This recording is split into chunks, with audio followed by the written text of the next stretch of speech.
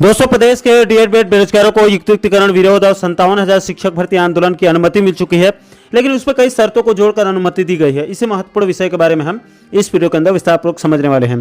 दोस्तों, जैसे कि आप सभी साथियों को पिछले अलग अलग वीडियो में विस्तारपूर्वक बताया था कि दोषपूर्ण युक्तिकरण और 57,000 शिक्षक भर्ती की मांग को लेकर प्रदेश के डीएड बेरोजगार युवाओं के द्वारा छत्तीसगढ़ डीएड संघ और कला संकाय के नेतृत्व में 1 जून से 10 जून तक राजधानी रायपुर के माना तूता धरना स्थल से हुंकार भरी जाएगी। और दोस्तों, इसी कड़ी में इसी मुद्दे को लेकर कला संकाय के प्रदेश अध्यक्ष कामेश्वर यादव जी ने एक महत्वपूर्ण जानकारी देते हुए बताया कि 1 जून से महाआंदोलन की अनुमति मिल चुकी है।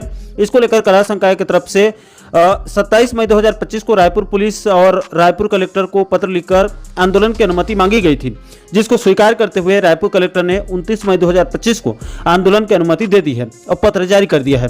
दोस्तों, जारी अनुमति पत्र अनुसार अभी रायपुर कलेक्टर की तरफ से डीएड संघ और कला संकाय को आंदोलन के लिए 1 जून से 3 जून तक सिर्फ 3 दिन आंदोलन की अनुमति दी गई है। इसको लेकर कामेश्वर यादव जी ने उनसे मेरी बात हुई और मैंने उनसे पूछा कि आप लोगों का आंदोलन तो 1 जून से 10 जून तक 10 दिवसीय होने वाला था, लेकिन सिर्फ 3 दिनों का ही अनुमति मिला है, तो आगे क्या होगा?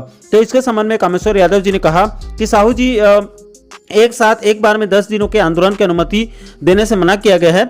अभी पहले 3 दिन का अनुमति मिला है और इस 3 दिन के अंदर अंदर 4 जून से 10 जून तक के लिए अलग से पत्र लिखकर अनुमति लिया जाएगा।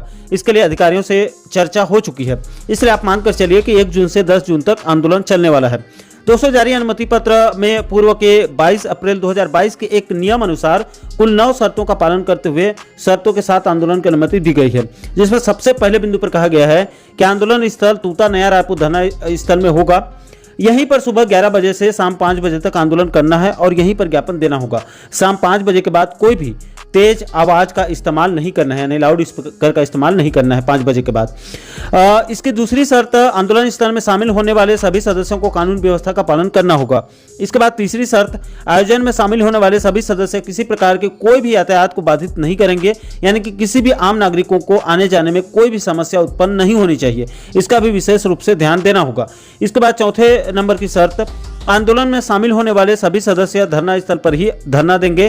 कोई दूसरे स्थान पर जाकर अलग अगर कोई नारेबाजी करता है तो इसे नियमों का उल्लंघन माना जाएगा और संबंधित सदस्यों पर कार्रवाई हो सकती है। इसके बाद 5वीं शर्त, इसमें सिर्फ धरना प्रदर्शन की अनुमति दी गई है, इसमें अनशन या फिर भूख हड़ताल करने की अनुमति नहीं है। इसके बाद 6वीं शर्त, धरना स्थल में ज्ञापन देने के बाद धरना स्थल को तुरंत खाली करना होगा। इसके बाद 7वीं शर्त, किसी भी परिस्थिति में किसी कार्यालय या किसी निवास स्थान घेरने की अनुमति नहीं मिली है, इसके लिए अलग से अनुमति लेनी होगी। इसके बाद 8वीं शर्त, शपथ पत्र पर उल्लेखित सभी शर्तों का पालन करना होगा। जो शपथ पत्र वहां पर जमा किया गया है उसका पालन करना होगा। इसके बाद अंत में 9वीं शर्त यह है कि इन सभी शर्तों को ईमानदारी पूर्वक पालन करना होगा। किसी भी नियम को तोड़ने की स्थिति में यह अनुमति पत्र निरस्त मानी जाएगी और आंदोलनकारियों के ऊपर सख्त से सख्त कार्रवाई भी होगी। तो दोस्तों, फाइनली इन्हीं 9 शर्तों के साथ आंदोलन की अनुमति मिल चुकी है। तो दोस्तों, दोषपूर्ण युक्तिकरण और 57,000 शिक्षक भर्ती की मांग को लेकर कल 1 जून से 3 जून तक आंदोलन की अनुमति मिल चुकी है और डीएड संघ और कला संकाय की तरफ से कहा जा रहा है कि बीच में और आंदोलन की अनुमति लेकर इस आंदोलन को 1 जून से 10 जून तक 10 दिवसीय किया जाएगा।